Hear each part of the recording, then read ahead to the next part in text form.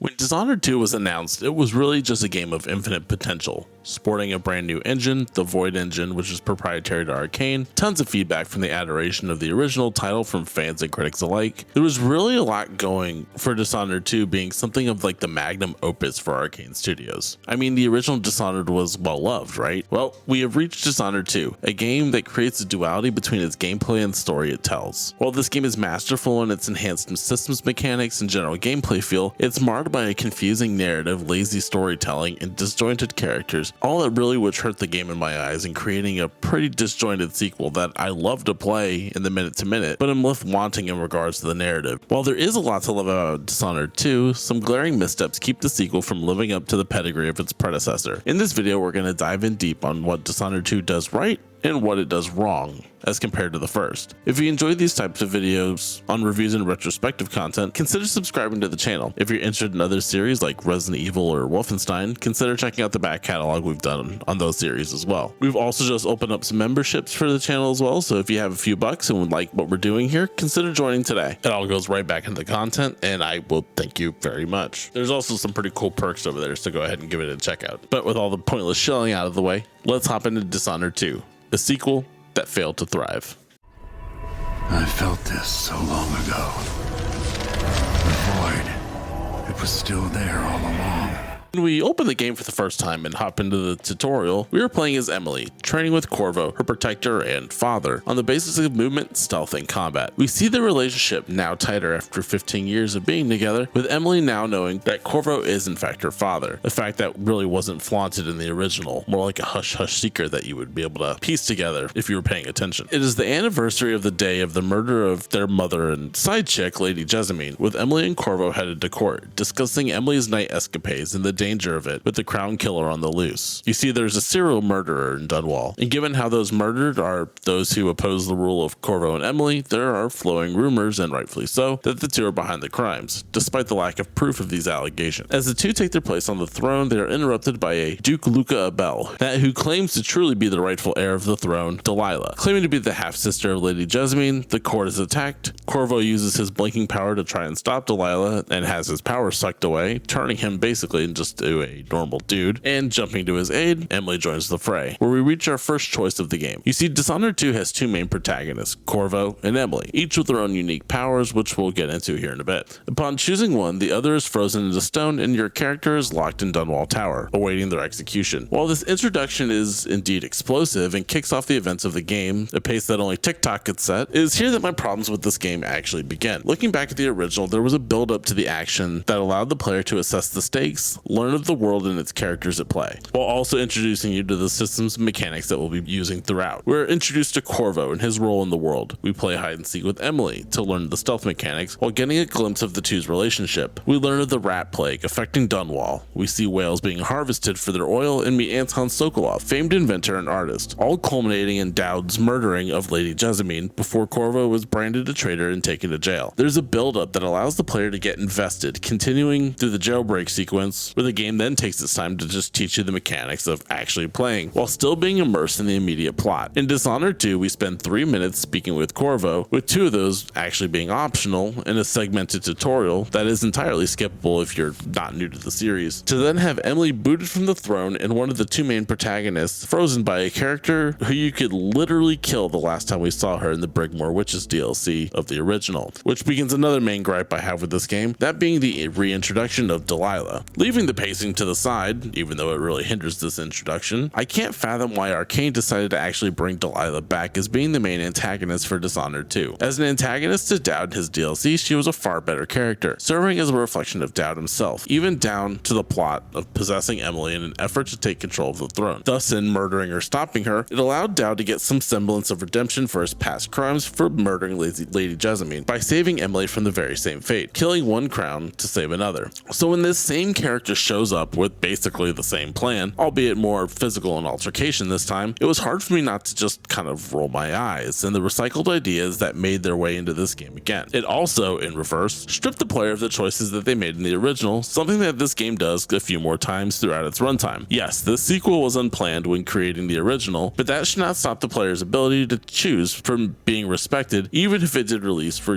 years later. It would be like if you played Mass Effect 1 and murdered Rex, only for him to come back in the second game, making the player's choice obsolete in the process. And when one of the original game's main themes is choice and consequence, as can be seen throughout the runtime of the original, it just feels wrong to have this choice retconned and stripped away like, JK, your murder of her never actually happened. Getting back to Dishonored 2, I also lament the amount of time that we have to spend with our two main protagonists, Corvo and Emily. This relationship was key in the original, as mentioned before, due to the nature of them being father and daughter, and Corvo literally doing everything in the first game to make sure that she was actually, safe. So when we reach the second game and we only spend somewhere between 90 seconds and 3 minutes where these two interact at all, it doesn't allow for sufficient time for the player to actually give a shit as to why the other one was frozen in stone. As a concept, I don't mind the idea of having two playable characters, as it does enhance the replayability of this game given how differently these two can play. But there should have been more time for these two to actually interact, to allow the player to actually care. Do a mission together or something. This cheapens the stakes for both returning players who would be anxious to see these two's relationship after 15 years, or for new players who don't know anything about Emily and Corvo, and then making them wonder why I even care that one of them is frozen in stone. It all feels rushed and hurried, trying to get the player to the action faster, sacrificing the core of a narrative to achieve this, which feels like a misguided error. Dishonored 1 allowed the player to explore, learn, interact with the world, building the stakes and giving reasons to care about what happens to Dunwall. Dishonored 2, on the other hand, doesn't seem to worry about any of that, wanting the player to experience the gameplay as quick as humanly possible while sacrificing the narrative in the process. Continuing back to the game, after being locked away, you escape the tower and head to the waterfront, where a strange ship can be seen in the dock. Heading there, we meet Megan Forrester, captain of the Dreadful Whale, who claims she has been wanting to speak with you upon her arrival about a plot to usurp the thrones told to her by Anton Sokolov. She offers to take you to Karnaka, the place where Delilah began her rise to power, and also where Duke Luca Abel is from, as well as Corvo if you're playing as him. Surely there will be answers here, so the two sail off. As you sleep, you're visited by the Outsider, who offers you his powers once again, with either Corvo or Emily being given different ones. An interesting choice appears where you can actually outright deny his powers, forcing the player into a run with no supernatural powers whatsoever. We'll discuss the implications of this during gameplay, so let's table that for now. He tells you about the evils of Delilah and tasks you with stopping her, which is something it seems obvious you're already set out to do. We practice with our powers, grab the heart, now imbued with the spirit of Lady Jessamine, and return to the Dreadful Whale, now having arrived in Karnaka, the Jewel of the South.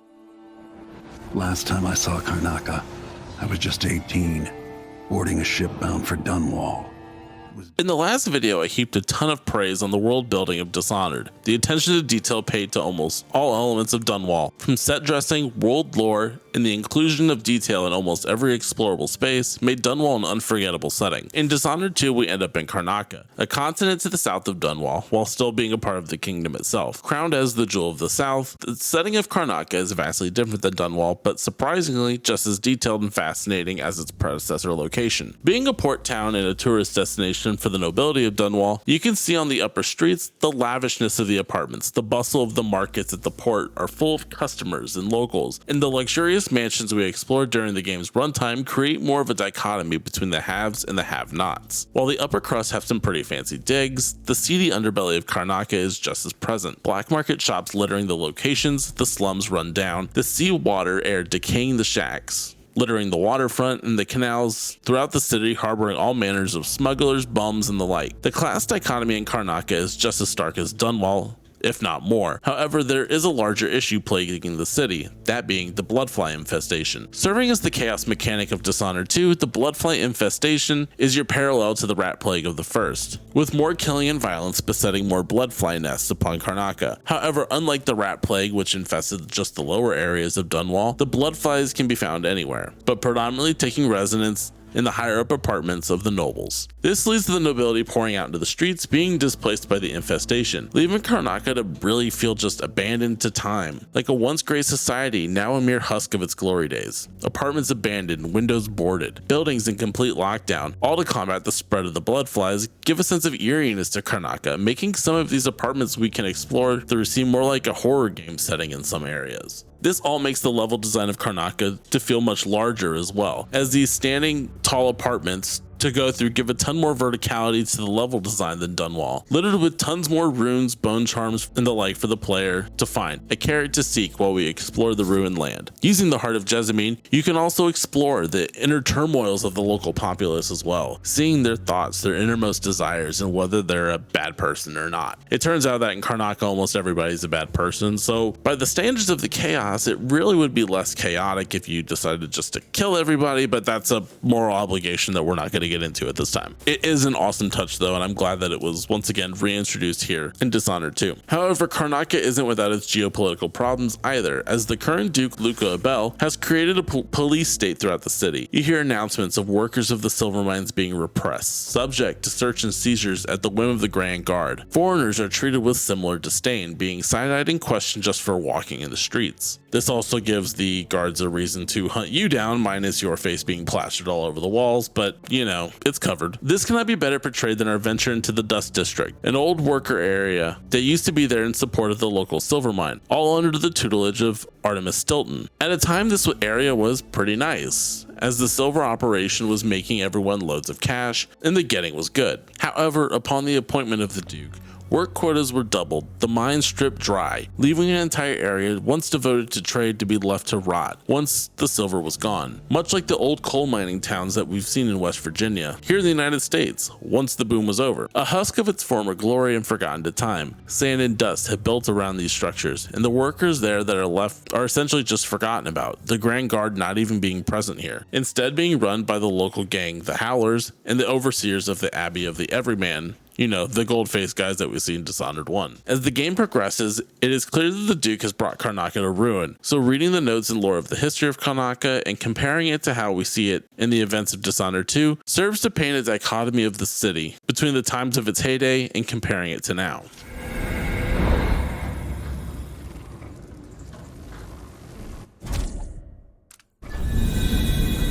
In relating to how the city lends to the gameplay, Arcane has knocked it out of the park once again when it comes to exploration of the space and how the space translates to the immersive sim genre. Karnaka is large, much larger than Dunwall, and Arcane wasted no space here where the vastness of the level design has a ton of implications when it comes to the gameplay front. Much like Dishonored 1, its sequel follows pretty much the same pattern, that being go to the hub area, get mission, surrounded by story and set dressing, go to the level and be given a task. How you complete said task is completely up to you, and with the amount of space given to the player in Dishonored 2, really lends in giving more options to how to get to said target, with a lot more pathways leading to the assassination targets, each with their own obstacles, makes every playthrough widely different. There is one major flaw I have with this, and that relates to the initial choice the player must make, that being which character they choose to play with. While on its face it is a great idea, as not only does it have the potential to flesh out more lore and story from a different perspective, but having a complete different set of powers makes each run through that much more different than the other. However, this also means that every puzzle must be achievable with either character, and with the choice the player has of rejecting the powers of the outsider as well at the beginning, this also means that every puzzle must be solvable while using no powers as well. While again, on the surface these choices are cool and do make the game function vastly different than the other, this also limits the amount of challenge presented in each location. If any puzzle is meant to be solved with a single jump, accounting for the lack of powers, this means that doing a run through with powers makes it far easier to navigate. I mean, think about it. Jump can only go so high, but your blink or shadow step can take you 2.5 times farther. What's to stop you from jumping over almost every obstacle or navigating to set objective from basically roof to roof? Well,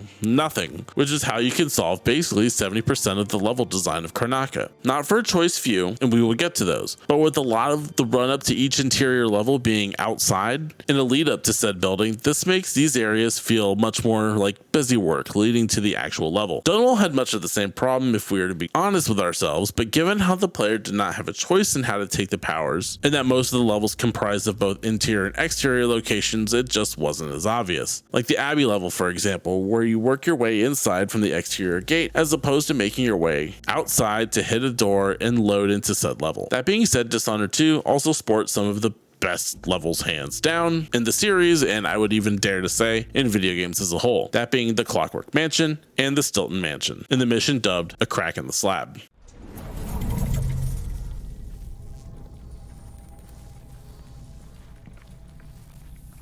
Let's begin with the Clockwork Mansion, home to the inventor Kiran Jindosh. This level is a masterpiece of level design that I haven't seen replicated even by Arcane ever since. Being a famous inventor of Karnaka, your mission is to go in, rescue Sokolov, and take care of Jindosh for good. Upon entering his estate, he's alerted to your presence due to pressure plates on the floor, asking who you are and why you're visiting. Upon pulling a lever in the main hall, the room transforms, every section of the room changing before your eyes, via moving plates on the floor. You could do this as many times as you want, swapping the room back and forth, until you realize that you also can get into the guts of the room by sneaking through the openings as the room shifts, allowing you to be able to move forward and deactivate the wall of light, heading further into the house. Most of the house is the same, the rooms ever shifting and allowing the player to exploit these transitions to get to your target. Never have I seen a level be designed as intricately as this one, as this mansion is a giant puzzle box for the player to solve, while also throwing the newly introduced Clockwork soldiers into the mix. Giant bipedal mechanical robots, able to see out of both their front and back of their heads, and with armor built around them, makes them a pain in the ass to assassinate. You only really are able to get the prompt by attacking them from above. So we have enemies that function as a puzzle to murder us, and a level that is literally a puzzle to navigate, constructed to confuse and trap any intruders within. My first time playing through this level took me literally forever. I mean, it almost broke me, with every area being ever changing, making it a pain in the ass to find your way forward. A challenge which I'd still love to solve, even going back to this video and having to do 3 more playthroughs of it. Even the non-lethal assassination of Mr. Jindosh is a puzzle in and of itself, as once the player knocks Jindosh out, you need to basically microwave his brain, leaving him alive but destroying the very thing he's known for. Even this is a puzzle that you need to solve by using math and a little bit of logic in order to activate the machine, essentially just finding out which rooms give off the correct amounts of power in order to activate the machine. Even rescuing Sokolov is a puzzle in reaching him, activating pressure plates in a certain order to raise and lower walls, all while contending with a Clockwork soldier in the area, making a ghost run a pain in the ass to go through. What I love about this level, minus the actual level design itself, is the fact that this serves more like a puzzle to the literal player in the literal sense of the word, rather than just a stealth and maneuvering set of problems. Contending with those as well, from contraptions that are a lot tougher than you, makes this level stand out as one of the greats. The Clockwork Mansion is dope, and I wish Arcane would go back to something of this design for other levels in games they make. Another standout, A Crack in the Slab, deal with the manipulation of time. Having your power sapped away at the start, you navigate your way to a crazed Artemis Stilton, only to meet with the outsider and receive an object that allows the player to manipulate time. Going between the past and present, the player must make their way into the locked rooms of the mansion in order to witness the birth of Delilah. This level is fascinating to play through, as the player is able to view 2 separate realities of one play space through the timepiece, and the seamless transitioning back and forth between past and present is not only a great puzzle element thrown into the level, but also gives direct feedback to how lavish the past of Karnaka was, juxtaposed to the run-down and rotting present. And seeing the fall from grace directly through the level design is not only great on a gameplay front, but does wonders in regards to the world building discussed before. This level, much like the time travel level in Titanfall 2, is not just a technical marvel, but leads to great gameplay moments as well. It is a level that I feel will continue to come up well years from even now as something that at the time and still today was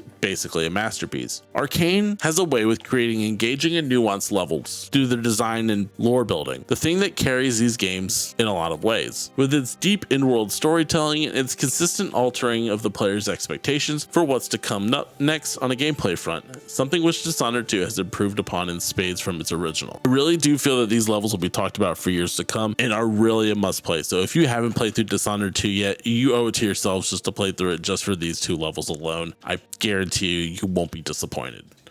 What's running around over there?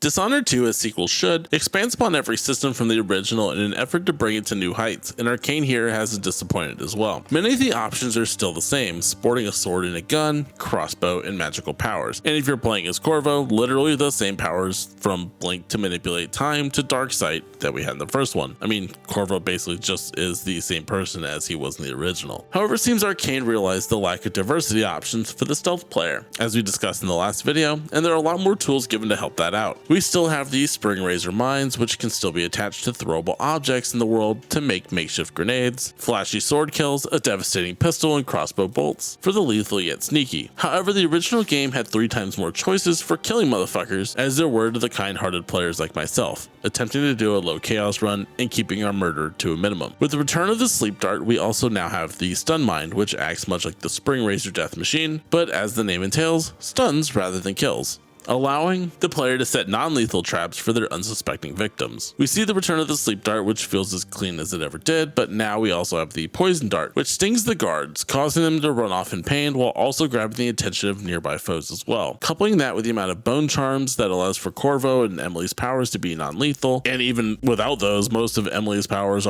can be used for non-lethal purposes. I like Emily's new powers a lot, and seems to have a ton more utility as well. Her shadow grab, which is the equivalent to Corvo's blink, can be upgraded to pull bodies towards you. The shadow stealth ability allowing her to move more covertly, even in broad daylight, as she's basically transformed into a giant shadowy tentacle monster. And the domino ability is pretty much busted, with being able to link up to 4 guards together so you can knock them all out at one time, i.e. you knock out one, you knock out all 4. With a limited amount of runes available, you must have to make these choices on what to take and what upgrades you want, letting the upgrades you choose have more weight when looking at the options you have to play with. I stuck with my tried and true shadow grab, dark sight, and shadow step build for this playthrough, which allowed me to quickly and quietly sneak past most areas with little to no detection. While with Corvo, I went with a no power, high chaos run, turning the entire run into a bloodbath, with no one, not even the maids and butlers, being left alive in my wake. However, combat feels far more punishing here, as guards do attempt to flank you from all sides, and the alarms seem to call a never-ending string of assholes to come and play, making this honestly way harder to pull off at times than even the first game. Recognizing that cool and flashy death animations are pretty fucking cool, Arcane also introduced the slow-mo shot when shooting an unsuspecting victim, making their deaths far more visceral than the last, much in the way that Sniper Elite slows time before you shooting a guy in the dick. Much like the first, no matter what option you choose, each way of playing feels equally rewarding, and this time there's also minimal missable content, say that 10 times fast, if you choose to go with high chaos. This plethora of options does a great job at making each experience unique to the player, a staple for the immersive sim. With guards also being far more perceptive in Dishonored 2 than its predecessor,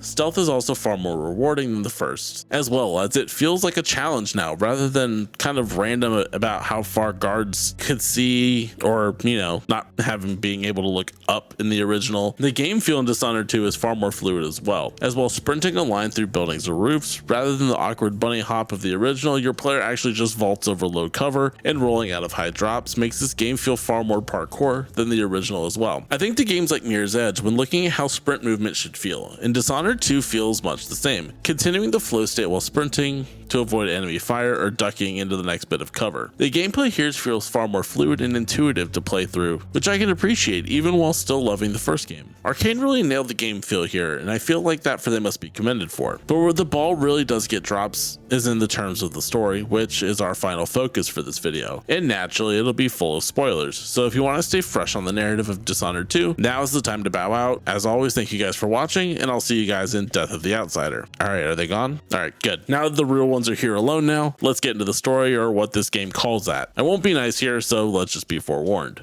The Empress. I don't think I'm very good at this. You're still learning. Don't worry about the rabble-rousers, and we'll catch... Dishonored 2 from a narrative perspective is honestly kind of a mess. From the rushed introduction, recycled characters, and lack of direction, it felt like that the narrative was designed only to bring you from an interesting location to an interesting location. As mentioned before, we have the choice of the 2 main protagonists, Emily Kaldwin and Corvo Attano. In interviews with Harvey Smith, the idea of playing Emily began at the very early stages of development, with the addition of Corvo being added later in order to give the player the choice to continue playing on as the royal protector we know and love from the original. However, it is painfully obvious that the rest of the game was written before the addition of Corvo, Corvo, and with that decision now to have him voiced as well, Corvo comes off as entirely half-baked. Even in his voice acting, he sounds stilted, bored, and unimpressed despite the fact that his daughter is now encased in stone and he's now been driven out of his home. Upon leaving Dunwall, we meet Megan Forrester, who looks painfully familiar to someone we know from the DLC of the original game, and Emily or Corvo head off to Karnaka in order to save Sokolov, and I guess learn more about Delilah along the way. It's not abundantly clear why Karnaka is so important, minus that Sokolov was captured there and the fact that the Duke, Luca Abel, is also from Karnaka, but regardless, off we go. Using the Dreadful Whale as a base of operations, much like the Hound Pit's pub from the original, we venture off into the many levels of Karnaka to save Sokolov and dispatch of the leadership cast of the nation, who is also affiliated with Delilah. And looking at the Dreadful Whale as a rest zone compared to the Hound Pit's pub, this area is woefully lacking outside of your own room where you can write in the journal to give more backstory to the thoughts of your character, which I did find myself reading after every level. Minus that, there's not much going on here outside of the conversations with Megan and Sokolov and heading to the skiff for the next mission. The Hound Pit's pub was far and away better than this. From the level of exploration of the area itself, the amount of characters just living their lives, Emily coming to Corvo with new drawings and reflecting on his choices, the Hound Pit's pub felt alive, as opposed to the Dreadful Whale, which feels like an awkward stopgap of a play space that really could have just been relegated to some cool cutscenes or something completely different. If I'm missing something here, please let me know in the comments down below, but this area just confused me coming from the original. There's also not much in the way of explaining why we are doing what we're doing at all, other than that this person may have been part of Delilah's cadre, or this person was important and corrupt and thus must be taken out. From Jindosh the inventor, Brianna Ashworth, curator of the Royal Conservatory turned witch, and the Duke Luca Abel himself that we met in the beginning, we work our way through Karnaka, eventually learning of the seance that brought Delilah, I guess, back from the void, and that all these people we have been assaulting aided in bringing her back, reasons not explained to the player, which feels like a key detail needed for the player to actually understand why we're doing all this in the first place. We also learn that Delilah is in fact immortal, now having torn her soul apart and giving a piece of it to the Duke for safekeeping, allowing her to live forever. Eventually, we take care of the Duke and the piece of Delilah's soul being trapped in the heart, and we head back to Dunwall to take back the throne. If all of this has felt stilted and shallow, that's because it is. Dishonored 1's story was not the most complex in the world, but the wrappings of the overthrowing those who cast you out before, only to be betrayed again by the ones who were helping you, was interesting and created a motive as to why we were doing the things we're doing. I mean, we're dismantling all of Dunwall's upper crust in order to reinstate your own daughter into power, only to be toppled again. It's a little bit more interesting. The only target in Dishonored 2 that had any sort of major motive was Kirin Jindosh, because he is the one who captured Sokolov, and Duke Luca Abel, as he was the one who brought Delilah to Dunwall shores and was harboring a piece of her soul. Everyone else felt like a strange stopgap along the way. And while their levels exceed Dishonored 1 in mostly every way, the reason for being there was slim at best, making Dishonored 2 feel like a general romp through Karnaka with a small wrapping thread of a story. The return to Dunwall, however, is another standout level, but on the lore front. Before leaving the ship, we learn that Megan is really Billy Lurk, surprise surprise, responsible for killing Lady Jessamine in the original, in another lackluster reveal that any player of the original could have seen coming, and any new player probably wouldn't care about. You see her contend with the fact that she aided either the lover or daughter of the woman she helped murder, and this reveal really could have used much more of a spotlight than it actually did. However, this should have been a revelation for the player, showing emotion, betrayal, and the like, but instead it just kind of feels waved off, the player either choosing to kill her or just leave. This, I feel, was supposed to be sort of the Sam treatment that we got in the first one, where depending on your chaos level would determine if she told you or not, but lacks the impact that Sam's change actually had, as Megan was never really fleshed out as a character. She knew a lot, sure, but there's a lack of gusto for Megan, and really every character in Dishonored 2 that somehow sucks all the stakes out of everything. Upon reaching Dunwall proper, we see the destruction and death wrought by Delilah. Her witches now have taken over and finding local civilians hiding in blocked off alleyways, eating literal rats. That really gives a sense of despair that was beset upon the nation after Emily lost the throne. The world building in this level is out of control, as the once great nation of Dunwall is now a cesspit of death. The There are only dogs guarding the entrance, no human left to stop our path. Only seeing a dying overseer begging to have the blasphemer of Delilah stop. Well, if you took the outsider's power, he damns you to hell for even considering using those. We work our way up in the castle, now guarded by witches and clockwork soldiers, and meet Delilah, painting in the throne room. If you didn't play the DLC, painting like gives her power over the void to control those she paints, which leads us to kind of the lethal and non-lethal endings. We can choose to kill her, murdering her in her void painting, retaking the throne, and leaving her to rot, much like we did in the Brigmore Manor DLC, which obviously didn't work, but we'll get there. Or we can use the Black Bone Rune to sap her of her powers, leaving her inept and useless. I do have an issue with these outcomes as well, and not just from the fact that they were both options when we first dispatched Delilah in the DLC, which is obvious that it's probably not going to work again, given how she's the catalyst for the events that occurred in the entire game. Both of these were not given a grandioseness that a final boss encounter should actually entail, and this is doubly so with the fact that you can actually stealth kill her above the fight arena to take her out stealthily, which is a touch I can support for a ghost playthrough, but leads to having this entire ending feeling completely anticlimactic. It all just feels, once again, like the intro rushed, like we took care of her and now the game's done. No epic conclusion, just another target destroyed. We also have a choice of whether we want to free our dad/daughter and taking the throne alone, or taking the other one out of stone and ruling together. This choice, once again, feels kind of shootin', as what reason does the player have to either free their partner in the first place, seeing as how by this point of the game we've still only spent a grand total of 3 minutes with them, relying on the sole fact that these people are family, I guess, to free them. On the flip side, what choice is there in leaving them trapped in a rock prison, as they literally have done nothing to us? Once again, given the fact that there is no time spent building the relationship between Corvo and Emily. This all feels rather forced, and I feel this